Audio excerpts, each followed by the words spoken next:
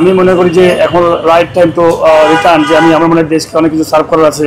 তো ক্রিকেট বোর্ডে আমার বেসিক্যালি ডিরেক্টরের জন্য আসার উদ্দেশ্যটা হচ্ছে, ইলেকশন করার মেন উদ্দেশ্য হচ্ছে যে এখানে বৃহৎ করা সম্ভব, গোটা বাংলাদেশকে নিয়ে করা সম্ভব।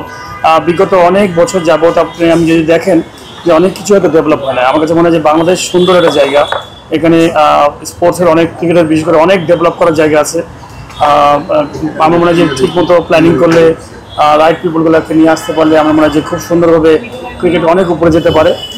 আমরা অনেক অনেক পিছিয়ে গেছি। 2000 সালে যখন আমরা টেস্ট খেলি প্রথম, আমার মনে হয় তারপরে থেকে ক্রিকেট হয়তো এগিয়েছে, বাট যেভাবে যে পরিমাণ আগানোর কথা ছিল সেটা সেভাবে আগায় নাই।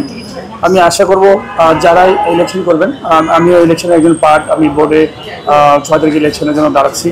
আশা করি যে যারা আমার ভোটার আছেন আমার জন্য দোয়া করবেন, যেন আমি ভালো কাজ করতে পারি। যদি সুযোগ পাই, যদি আমাকে মনোনীত করেন, ইনশাল্লাহ আমি আমার বেস্ট ট্রাই করব। আল্লাহ তাআলা আমাকে যে সম্মান দিয়েছেন, ন্যায় নীতি, একদম সুন্দর, যে জিনিসটা আমার কাছে মানুষ আশা করে, সাধারণ মানুষ, আমি বেস্ট ট্রাই করবো যে বাংলাদেশের পরিকল্পনার জন্য সবাইকে নিয়ে, ক্রিকেট বোর্ডে যারা আসবেন, যদি আমার সুযোগও আসে, আমি সবাইকে নিয়ে চেষ্টা করবো একটা দল হিসেবে ভালো কিছু করা, ক্রিকেটের জন্য ভালো কিছু করা। বিকজ অ্যাট দ্য এন্ড আমরা ক্রিকেটের ভালো কিছু উন্নয়ন দেখতে চাই, ভালো কিছু আশা করি যে ক্রিকেট অনেক বড় একটা ব্র্যান্ড বাংলাদেশের জন্য, আমার কাছে মনে হয়। তো এখানে প্রত্যেকটা জায়গায় আমার কাছে মনে হয় অনেক পিছিয়ে আছি।